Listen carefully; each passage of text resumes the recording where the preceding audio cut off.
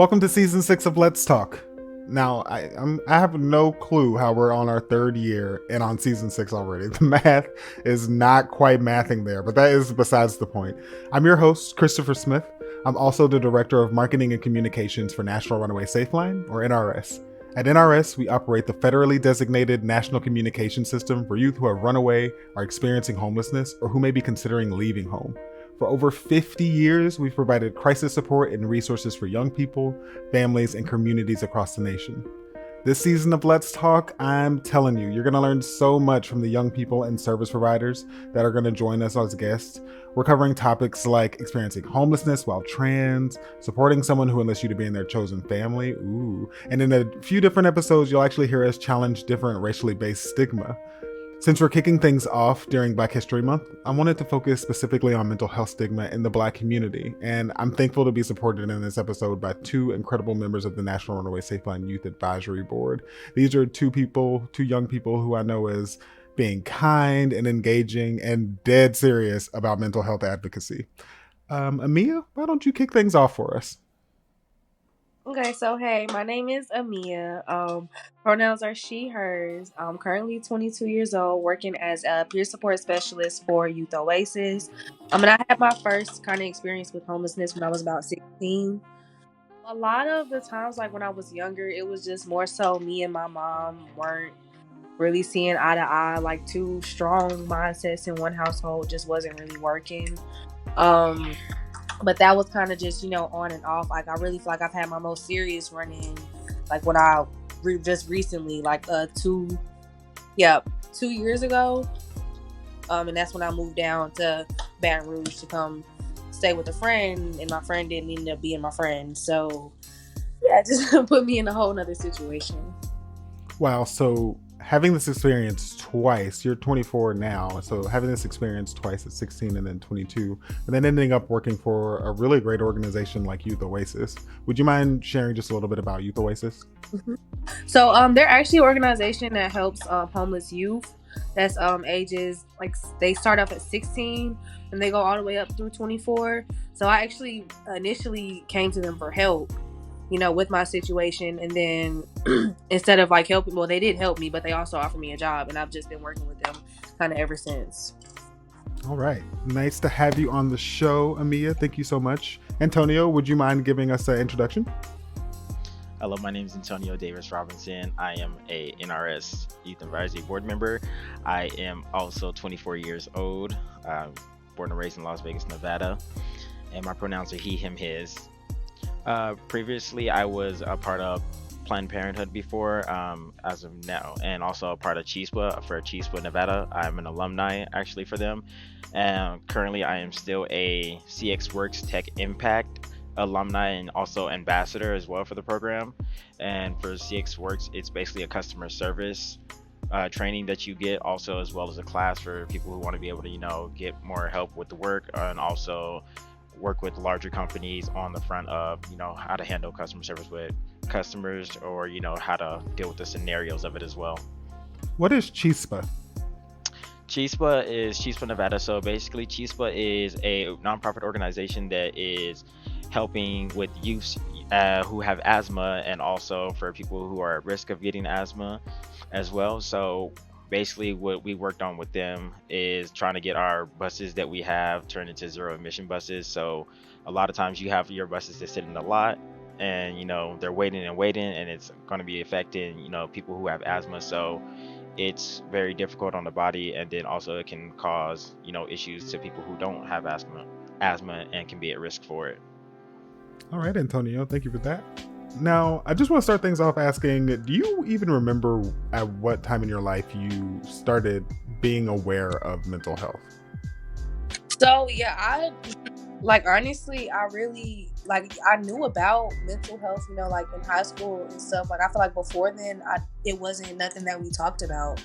Like people didn't say if you were feeling the type of way, like that's part of your mental health. That's part of something that you need to take care of yourself with. But I feel like in high school, that's when I actually realized, okay, this is what mental health is. But I actually didn't really start taking it seriously until I was independent by myself, which would be in college. So Mine's is more into high school actually, that's where it was more difficult for me because like just having to deal with it and then like getting a more understanding and actually understanding it more, like seeing how it can actually like affect me and then the things that I do, it becomes different in how people would like try to express their opinion on it and try to explain how it's different for them and it's different from us.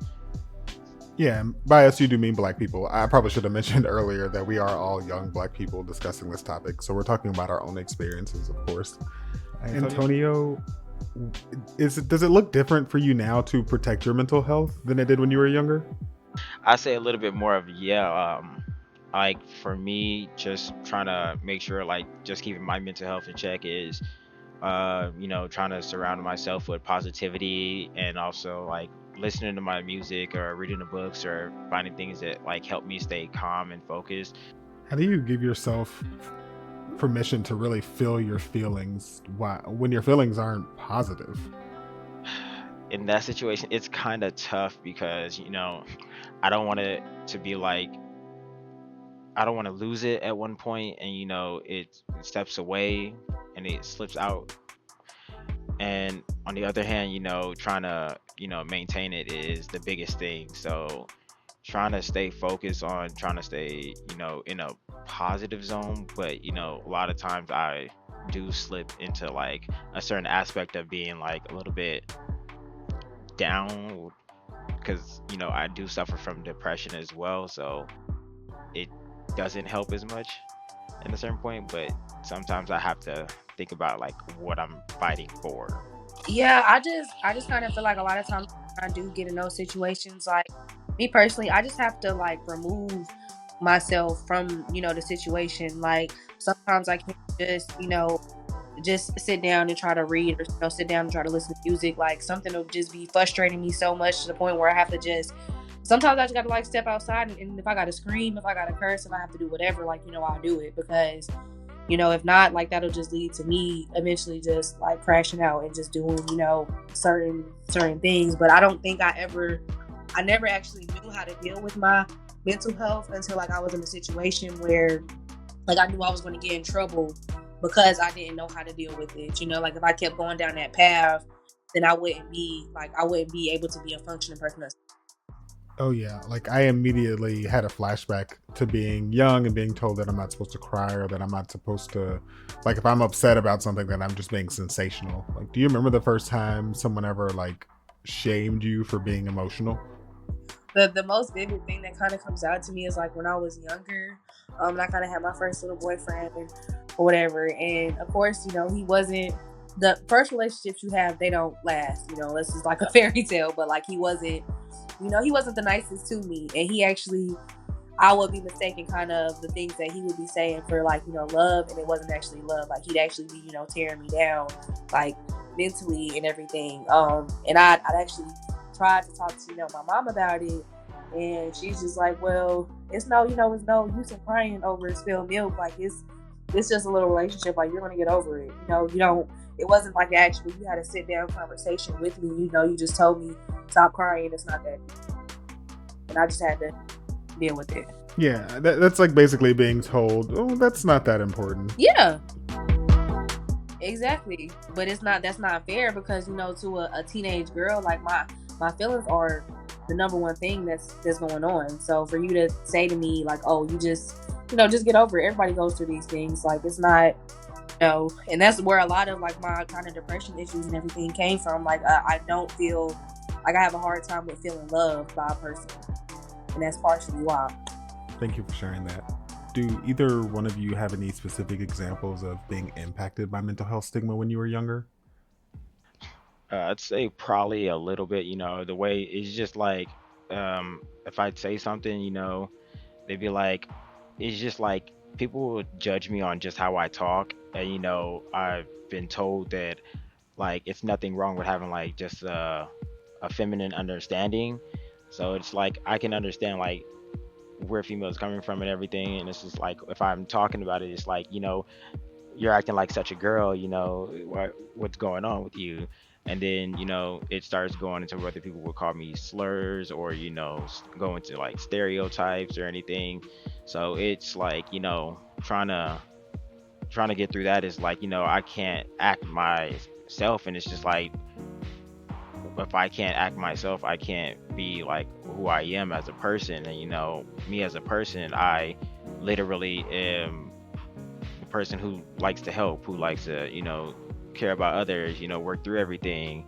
And, being told that if I act this certain way, if I say something like this, I'm getting like the back shots of it. Oh yeah, you're definitely touching on something that I definitely wanted to talk about today, which is feeling pressured to code switch, which is just not like feeling like you need to change the way that you present a certain way in order to not feel judgment. I mean, have you ever felt any like pressure to code switch? Mm-hmm. I feel like for me, like I feel like I had to code switch a lot, like really at school, honestly. I mean, you could say like, in high school, because I mean, in high school, you can't, me expressing myself, comes off as like me just being angry, me being mad, me being loud, me being aggressive. But it's like, I can just be, talking to someone just face to face and just have like a slighter, a different tone. And that's just taken as, oh, like she got an attitude, she's this, that, and the third. And also it was really hard for me too, because I went to a PWI. I went to UNC Charlotte. So I really had to like change. It was a lot of things that I would want to say sometimes, to let my, peers be kind of like aware of how I feel about certain situations. Because a lot of people that were there weren't racially aware of certain things that they were saying. But it's also like, I have to remember where I'm at. I can't just, say how I really feel. Like sometimes I just have to like tone that down and just change to the, hey, just happy-go-lucky person, just following along with everything and not really say how I'm genuinely feeling. I think probably a few times that I've been, asked to code switch, and like I said again, like it's not something that I am, able to do like automatically or anything. Like you can ask me, but at the end of the day, it's just like you got to understand, like this is how I talk. This is how I am as a person. I'm like, even when like, again, just like Amea said, like even with the tone, with like the voice, how you're speaking to somebody, like I would have to let them know this is how I talk.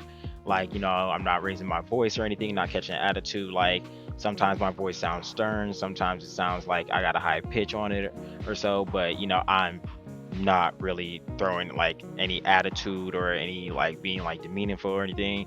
And it's just like sometimes it automatically had like it, I would have to switch it just so it didn't seem like I was being rude for no reason or for a reason at all. Like if I'm even in a conversation, it's like it's the same thing. Like I can have a polite conversation with you, which you might take it differently because it's my opinion, and also you might think it's different just on the tone of my voice, like from how others speak to them differently from how they would speak to me. Yeah, it takes a lot of work to shake off being conditioned to believe that the way that you talk or your tone or your vocabulary is offensive or aggressive for some reason. Like I felt like for the majority of my life that if I'm not smiling or giving like super happy vibes, someone's gonna ask me like, what's wrong with you? Like just being in my neutral state has somehow made someone else uncomfortable to the point that they have to come up and make sure that I feel okay. Or if someone like calls into question something that I did or something that I said, I made to feel like if I defend myself in any way that I'm aggressive. So I don't even actually do, like I find myself avoiding that and just like never defending myself. Amea, have you ever been stereotyped as an angry Black woman? Yeah, I actually have. Like, and it's crazy because it's been multiple times that I have, and people meet me like I'm really the nicest person ever. Like I don't do the conflict like that, and it's just crazy how somebody will take literally what you're saying as, oh, she has an attitude. Yeah, she's just angry. She's just mad. I'm like, no, I'm trying to talk to you. Like I'm trying to just let you know what's going on. I'm not trying to get mad at you. Yeah, how do you respond to that? Or like, is it even worth defending yourself and correcting people to let them know how you actually feel? I've gotten better honestly with it. Like my freshman year of college, like I was really kind of bad with it, like because I was introduced to a lot of like, you know, white people. And I don't come from being around, like my high school was a lot of mainly black kids, you know, so when I came to a white school, I got introduced to all these people, and I'm just like, you know, okay, and they weren't taking kindly a lot to like what I was saying sometimes. So it would be times, you know, that I'd get into arguments, but I had to also stop myself from getting into arguments, because when I have to realize, like, somebody, they're going to look at me differently than they will look at a female of a different color that I'm arguing with. You know, like, they're going to look at me as I'm the one that causes, because that's what happened to me every time. You know, when I tried to even explain myself, it was, well, you know, why'd you say that with that tone? Like, why'd you, you know, like, it's like I started it. So now I'm just to a point where if that's something that I know is just gonna, you know, gonna tick me off some, I just leave it alone. Like, I just say, you know, okay, well, we can just have this conversation later or something, or we can just talk about it later, because I don't even want to go there with people no more.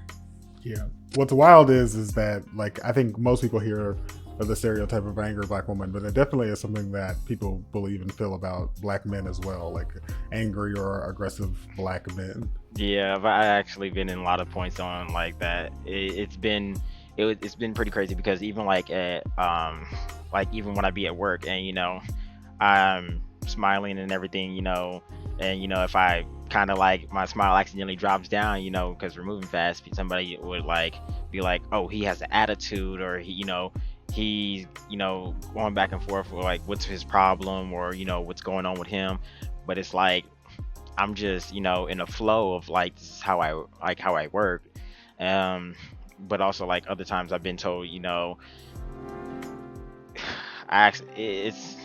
it's just like somebody like literally said to me, like, just walking up, like, you know, because they were just having a, you know, a bad day, and it's just like you walk up to me and you say, you know, why do black people always got to have like such an attitude? You guys are always being like this, you know, this is why you guys are like so many times are ending up in jail, like, you know, as a black person you should do better. I'm just like and I'm just like looking shocked, and I'm just like, okay, so I don't want to, like, you know, like I have to think to myself, you know, like, okay, it's a choice of reacting and proving a point, or, you know, not reacting and showing that I'm better than what they say. So, you know, taking a step to, you know, be like, okay, make the right choice, you know, don't let them, you know, irk your nerves or anything, just try to stay calm, you know.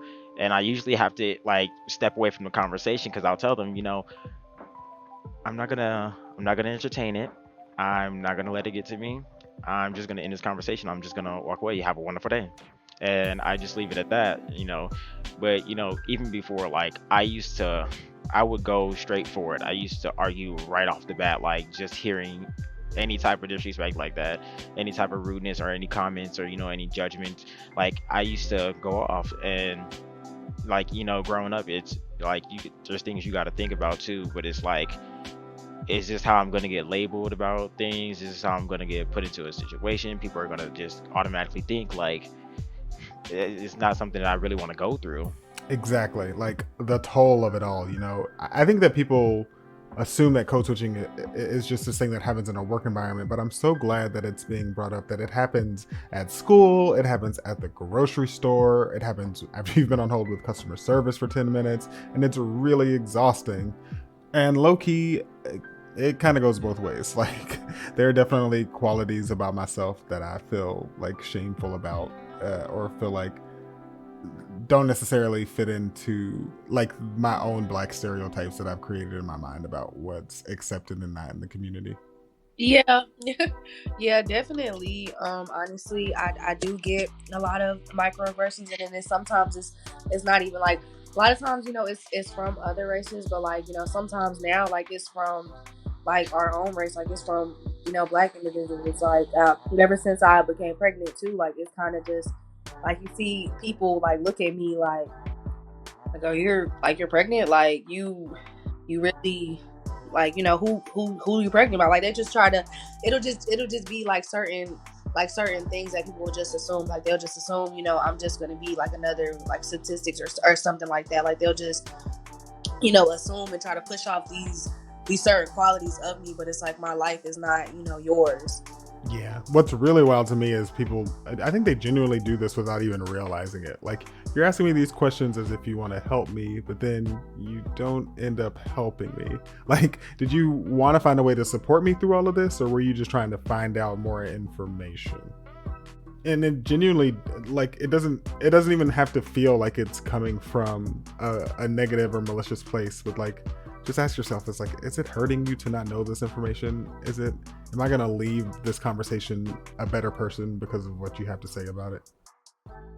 Mm-hmm. And that's how it is really with me. Like, a lot of my coworkers actually kind of look at me a little funny because, they know I originally came to this job like homeless. Like, I was homeless. I didn't have nowhere to go.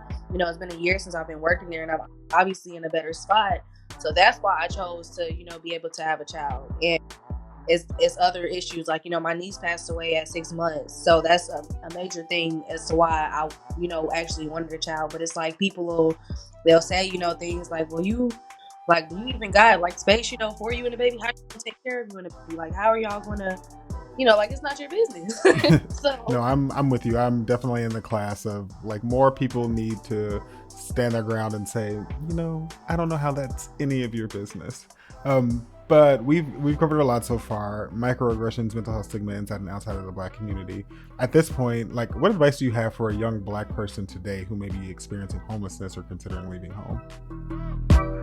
I honestly, I'd say when it comes to like the little microaggressions and dealing with it in school, it can be hard, but having support and having people who are there for you, who you can talk to, and try taking like few steps, and remembering like you're not going to turn out like this. You are on your own path. Things can be rough, but you can't let everything get to you. And it's like, we can always hear sticks and stones may break your bones, but words can never hurt you. We know words can hurt a lot of times, and that's the difficult part.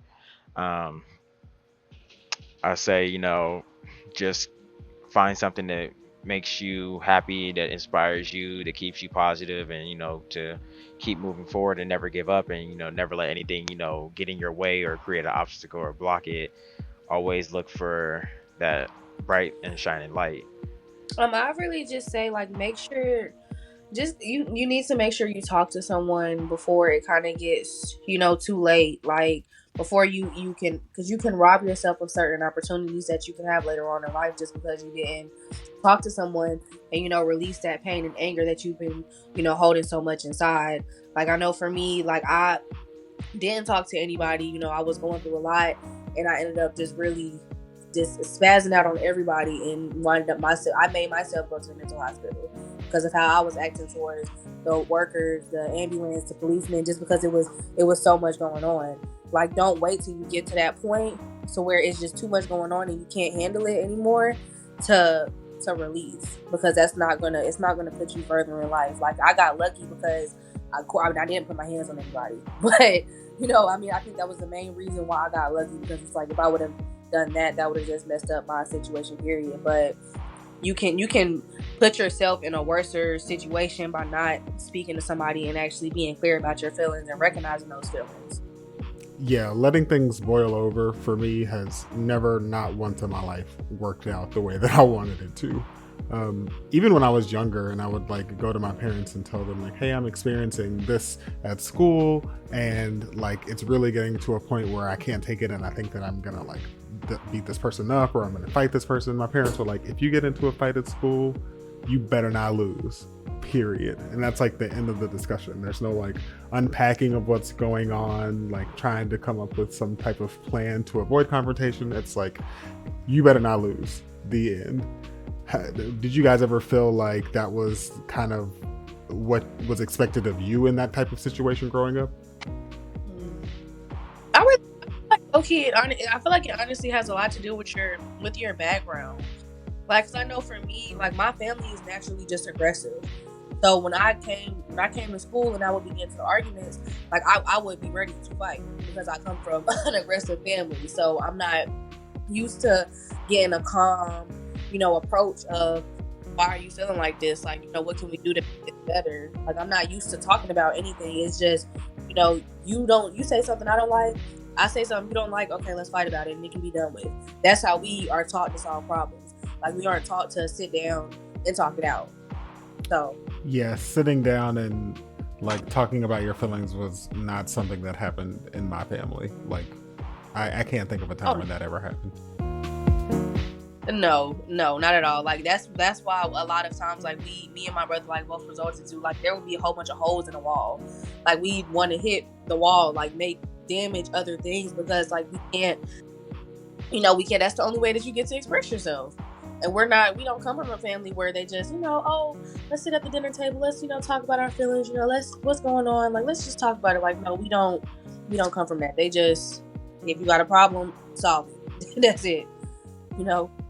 Yeah, totally. My family, like, when I was younger, we had dinner every night. We always, like, came together as a family. It was, like, our whole thing. But we never talked about, like, feelings. That wasn't something that I ever remember happening. I feel like, everybody, when it comes to feelings, some parents didn't get that, when they were younger.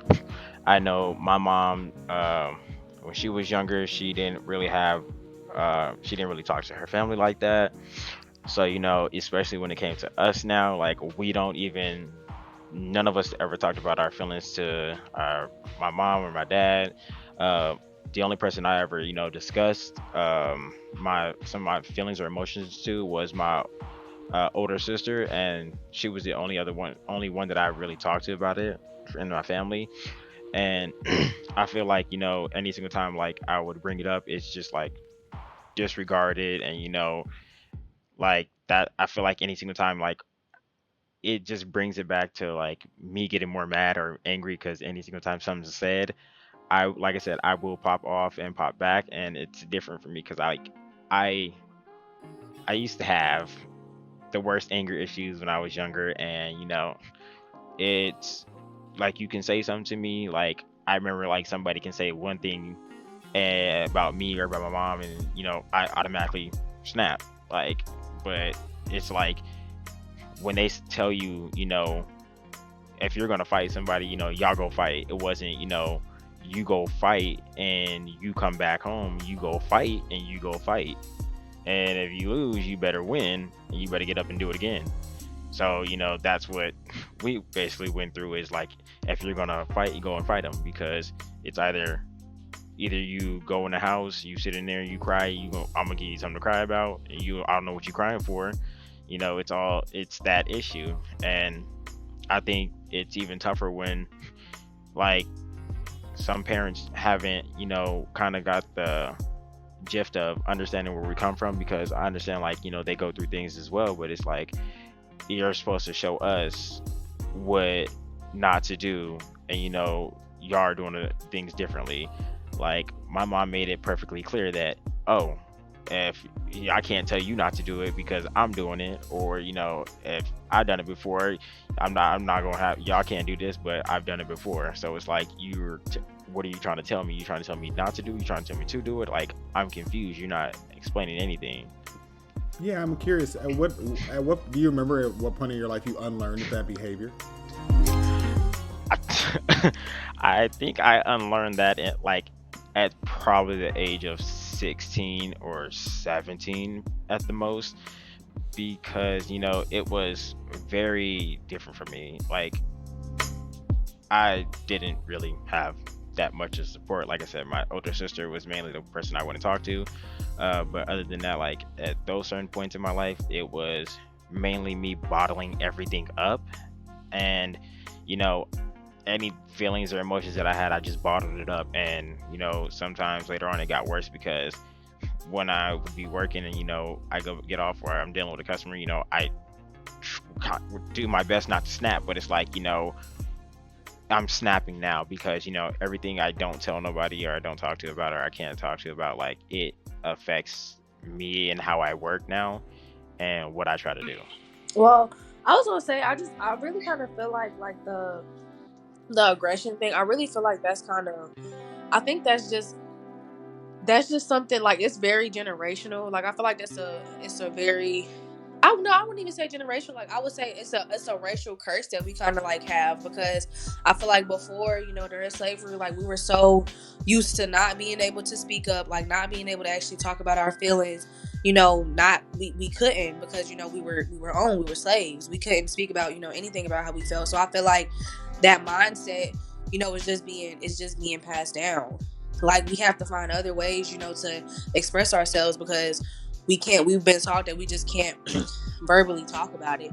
And I mean, for me, I'm still really learning how to actually sit and talk about like my problems. Like, it's hard to get me to sit down and actually,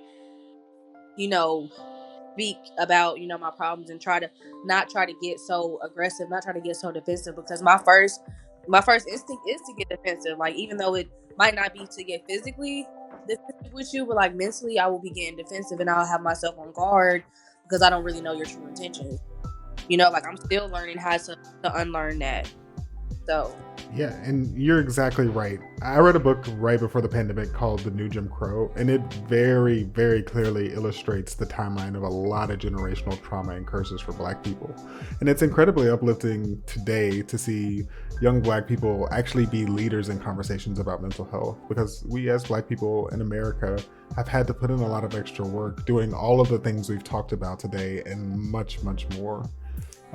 Both of you have been pretty vocal in your advocacy or work about like seeking mental health help. Do you ever feel like while seeking help that you were misjudged or even misdiagnosed because of a stereotype that someone had?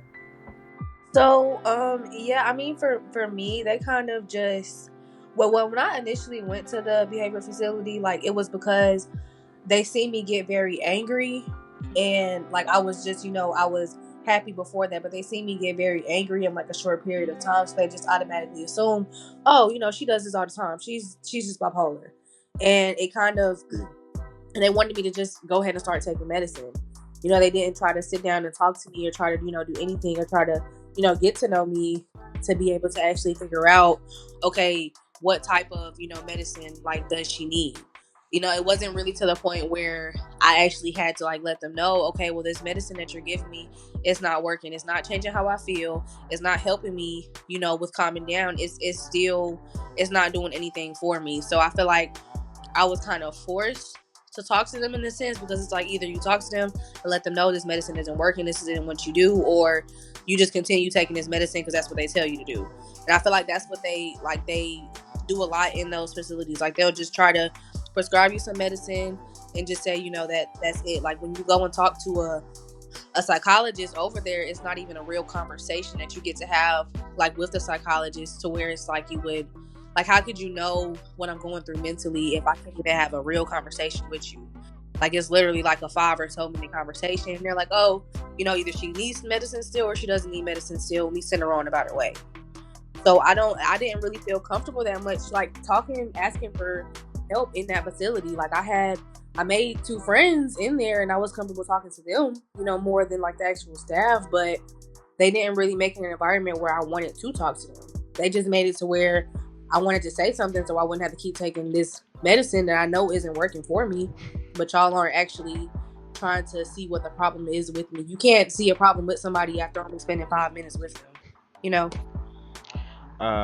Well, it's kind of hard, like, trying to get help, especially with the system, because, like, even when it comes to the medication, like, I honestly didn't even want to take the medication that I was prescribed. Like, it's either, again, just like Amia said, like, take the medication or tell them it doesn't work, or, but like, I can take my medication and feel even worse than I already feel. And I feel like even if I tell them about it or talk to them about it, it will still be like, well, maybe we need to decrease the dose or up the dosage. And it's just like, I don't want to take it at all now. I feel like, it's breaking my mental health even more, and it makes me feel very weird at the same time. So I'm just like, what help is there to give, and what support am I able to go get? Like, because dealing with any therapy or therapist, it's become a challenge now, and it's become very difficult as well too. So I see a common theme here, which is like not being listened to or not being truly heard. You're saying exactly how you feel, but you're being met with resistance as opposed to care. Yeah, I totally understand. Now, earlier we talked about how mental health looks different as an adult, but what does protecting your mental health look like for you today? For me, it's just not not allowing myself to let other people just let other people take me out of my current state. Like if I'm feeling happy, I'm in a good mood. Just because somebody says something that I don't like it's not about to change my whole mood. It's not about to just make me just piss me off. Because I mean, before that's how it would be for me. Like one person could say one thing to me and just throw my whole day off. Now it's just like, okay, I'm not gonna feed into you. I can just leave, or I can just go somewhere where I don't have to deal with this right now. Like it's a lot for me. It's just really separating myself from these situations that I know would be detrimental to my mental health. I'd say for me, it's basically just stepping away from the situation, trying not to really like basically letting it go in one ear and out the other, trying to avoid any issues of it, because at the end of the day, I kind of don't want to like feel like I'm at a point of going back into a mindset of being more depressed, or feeling like it's gonna cause me more issues.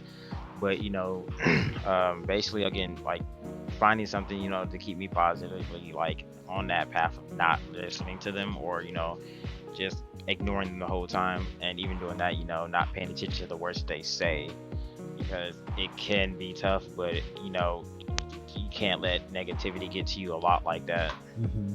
Do you have any advice on setting boundaries for young Black people who may be experiencing homelessness or who may be considering leaving home?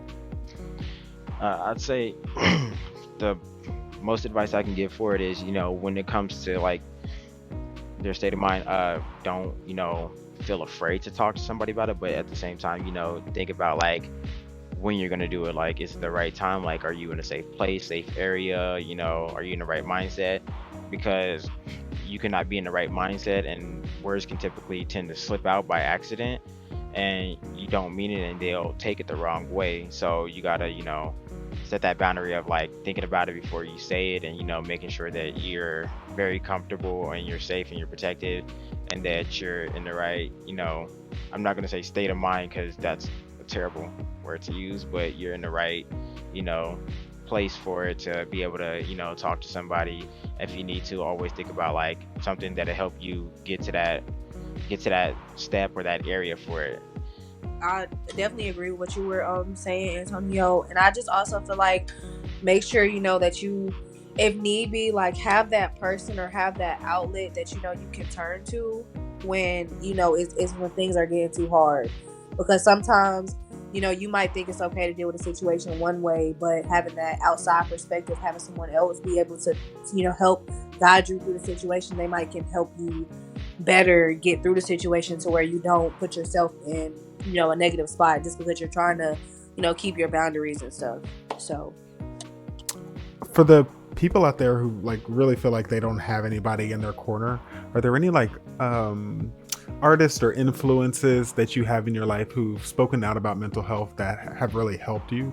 okay, now I was gonna say I really wasn't thinking about this before, but I should have thought about this before. But Rod Wave is like he is like, I feel like he can resonate with a lot of people. Like I mentioned before, Jay John also too. He's a very good artist. I love him, but I feel like Rod Wave, he has a way of like through his music, like he actually speaks about the depression. He speaks about one in the suicidal thoughts. Sometimes he speaks about all of that, and he says it in a way to where it's relatable in today's society. So our generation can just be like, okay, so it's okay to to talk about it. If I can't talk about it, it's okay to make a song about it. It's okay to rap about it, or express it in some type of way. But it's showing people that you need to get that outlet.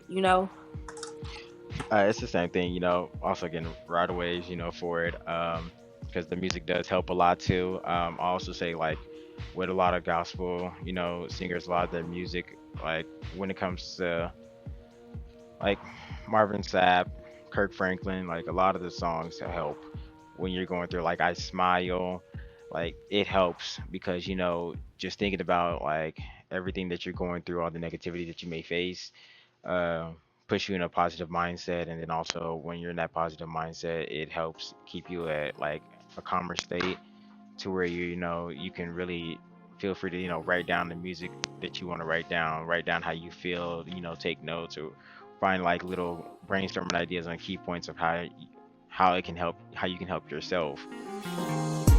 Well, we made it to the end, and I only have one more question. And it's really more of an open floor. But for service providers who are working with young Black people who have mental health concerns, what should they be doing? How should they be helping? So, You I know, right? A lot to be said. Why don't we start with you, Amea? Oh, okay. Oh, well, I would really the main thing is just because you have just because you've studied this topic, just because you have a degree in this topic, doesn't mean that you know everything about this topic. Like, you need to actually sit down and talk to an individual before you start trying to make assumptions about somebody or about their situation. Like, actually have a conversation with somebody and get to know that person so you can really understand, what is causing them to act this way. Like, you can't just say, oh, well, the book says, you're acting this way because of this specific type of trauma, that you have going on. So you must just have this trauma, and that just must be the reason why. Like, you can't just throw that at somebody. You have to speak and talk to a person, like to get to know them. Like, a book just doesn't tell everything. A lot of times I feel like if they understand, like, especially when it comes to like family and friends, that they need to, really think closely and pay attention closely to like how to actually notice it, and ask the, probably communicate with their friends and family and then people that they meet, like on what the experience that they go through, if they know somebody who went through it or if they've been through it before themselves. Like, that's actually more helpful than anything, because it gives you the highly better understanding of knowing like what people go through when they're dealing with mental health. But reading it from a book and just thinking just from that degree that you know it all, it doesn't help. Like, you can go to school for it, but when you actually understand everything that you're going through, what that person is going through and other people are going through, then that's more helpful, and that's when you realize I can see it and I can notice it. But this is just telling somebody from the book point of view, or just writing notes and studying it. It doesn't really help, because you don't know how people are really feeling and what they've been going through their lives. It's funny. I hear a lot of that whenever I talk to young people, and I think like people who have spent a lot of the time studying, like, immediately dismiss these type of answers, or like, well, you just don't know. But like, what you're saying is so truthful. It's not that you don't know anything. It's that you need to take the time to get to know me and really get to know me and understand the way that I'm thinking and why I'm processing things the way that I am, so that you can make a real informed decision on what's going to help me, instead of trying to fit me into a mold that has worked for other people, because I'm not everybody else. Okay. Last is just, do you have any sage words of advice for any young person who has experienced homelessness, a runaway, or considering running away, or anything like that, for making sure that they protect themselves and their mental health? If there's anything you could tell your younger self, even, that would be lovely. I just don't wait till it's too late. Honestly, I know, like I said that before, but it's like, really, don't wait until it's too late, because we, especially being like a person of color, like, you can put yourself in certain situations where if you wait until it's too late and you just have a moment where you just crash out, you could really wind up in jail. Like, you might not have the opportunity to go to a behavioral facility. That might just go ahead and throw you in jail because you waited until it was too late to do something about it. So I just really say, don't wait until it's too late, and address those feelings that you have early on. Like, don't keep pushing them off because they're important. I'd say always, especially like, make sure to definitely know, like, you have a voice. As a youth, you always have a voice, and you definitely will be heard and need to be heard. And don't ever feel like you can never use your voice or speak up and let people know like what you're going through or how you feel or what you're dealing with, because again, you don't want it to go past the point of where there's no return, and it's hard to come back from, and you don't want to make the wrong decision, or you don't want to hurt anybody. Or I'd say it's even like for my, like, even if it was giving advice to my younger self, like, never like bottle your things up, try to let it go in the most peaceful way possible. You can always forgive but never forget. It's always heard that too. And taking the time just to, like, self self self care, having that self care, and also always preparing yourself to make sure you take care of your mindset, you take care of you personally, make sure you're in good health, the mentally state. Always find things that you will always love and have that motivation to inspire you, and to always, again, always keep pushing forward and never to give up, because you never want to feel like you're facing all these barriers and all these challenges, and you feel like you can't make it past, but you can make it past anything that you put your mind to. So Amea, Antonio, thank you so much for being willing to share with me today. I really appreciate your perspective, and I hope everybody listening learned a little bit of something. And thank you for tuning in. And make sure to visit 1-800-runaway.org/podcast or wherever you're listening to this now to catch up on any episodes you might have missed.